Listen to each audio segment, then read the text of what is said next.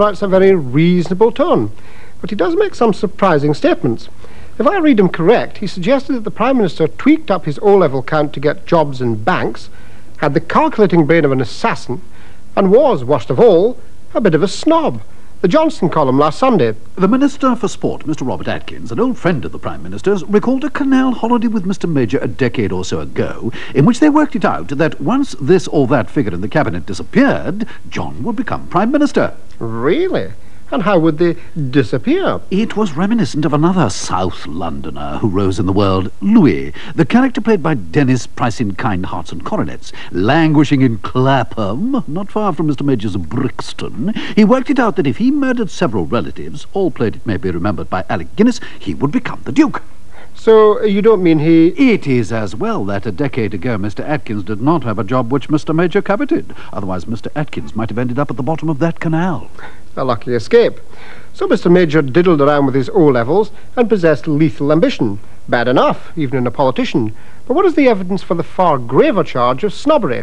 Mr. Johnson for the prosecution. Panorama offered us one further expert witness of the young Major, a teacher at that same grammar school where the O-levels were passed, or failed, as the case may be.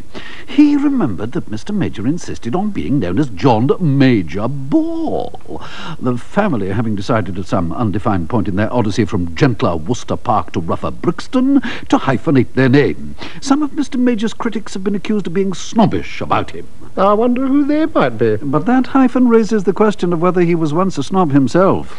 Mr. Johnson offered personal evidence which he proved he was not a snob and the grammar school educated Mr. Major was. At my secondary mod, any boy with a hyphenated name would swiftly have been lynched.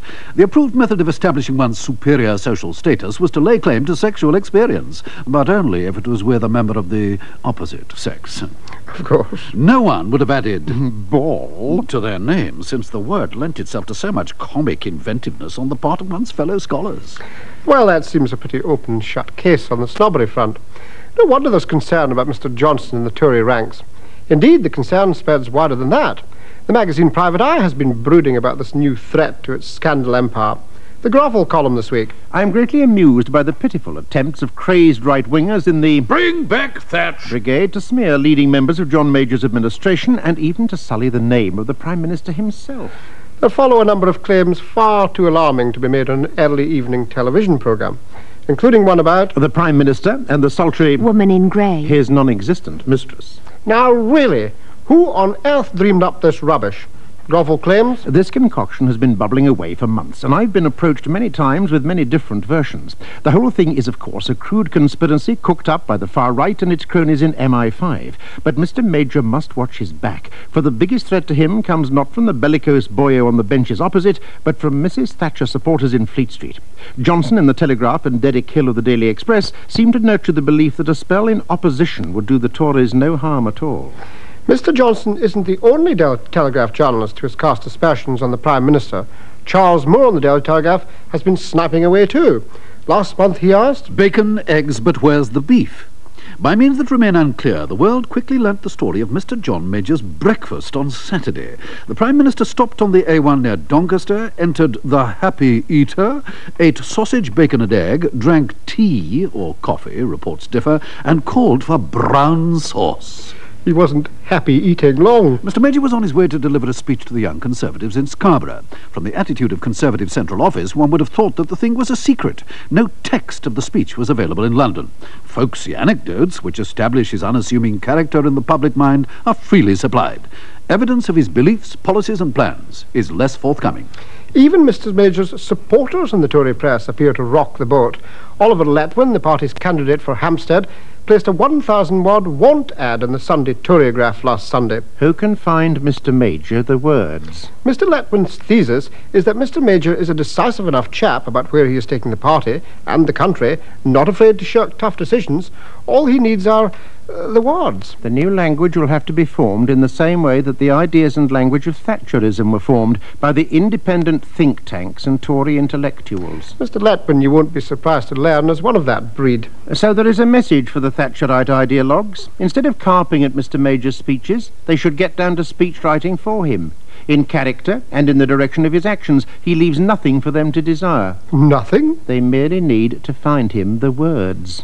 And those O-levels, perhaps.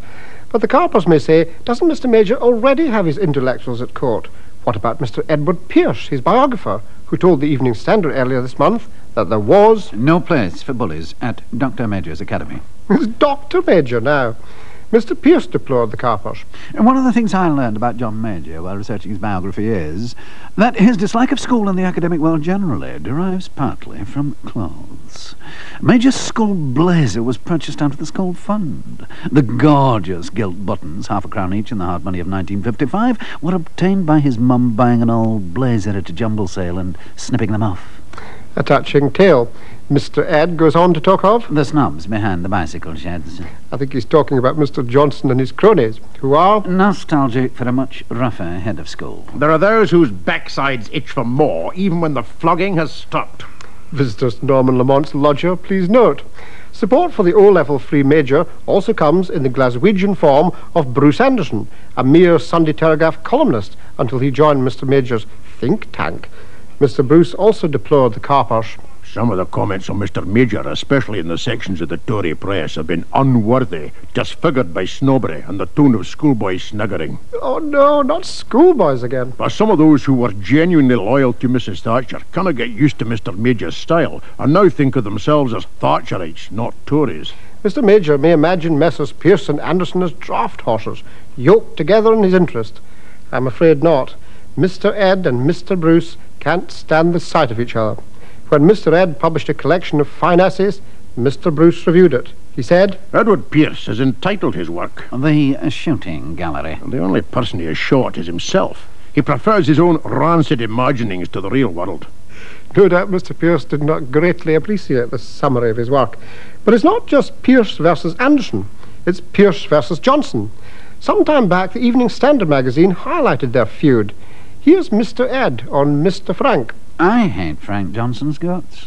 He's a social climber, mired in his own ignorance. He does not understand politics and covers this with a pall of giggling incomprehension. He is a clown.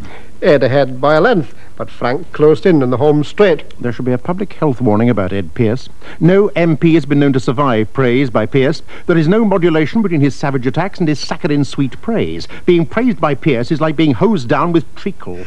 Can PMs survive Mr. Ed if MPs can't?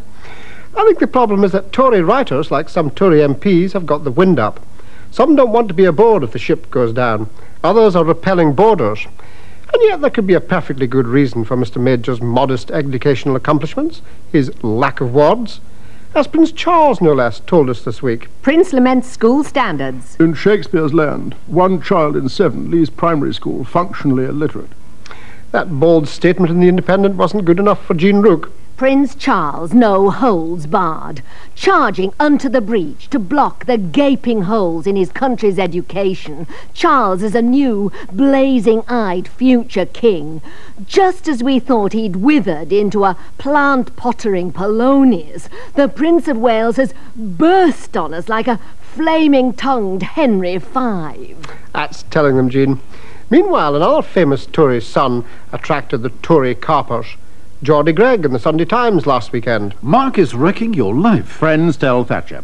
Some of Margaret Thatcher's closest friends are increasingly dismayed at the influence her son Mark is exercising on her life since leaving Downing Street. They're particularly concerned at the way he has taken over fundraising for the proposed Thatcher Foundation. They accuse Mark of arrogance, stupidity and rudeness. Well, you can't say fairer than that. Naturally enough, Monday's Sun had its own angle on this mother-son relationship. Her tough judgments are suspended when it comes to her own son, because she thinks the sun shines out of him. There are some words missing there, surely. But they announced someone with a good word for Mark Thatcher. Naturally, the source had to remain anonymous. When you know him well, you just say, "Stop being so pushy, you ugly pillock." and he laughs and behaves better. Underneath there is a nice boy trying to get out. No doubt. Another nice Tory boy trying to get out. If only the carping Tory press writers would let them. Good night. He's gonna get caught, just you wait and see.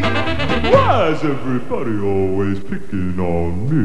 That's him on his knees, I know that's him, yelling 7, come 11, down in the boys' gym. That's Charlie Brown, Charlie Brown, he's a clown, that Charlie Brown. He's gonna get caught, just you wait Why is everybody always picking on me?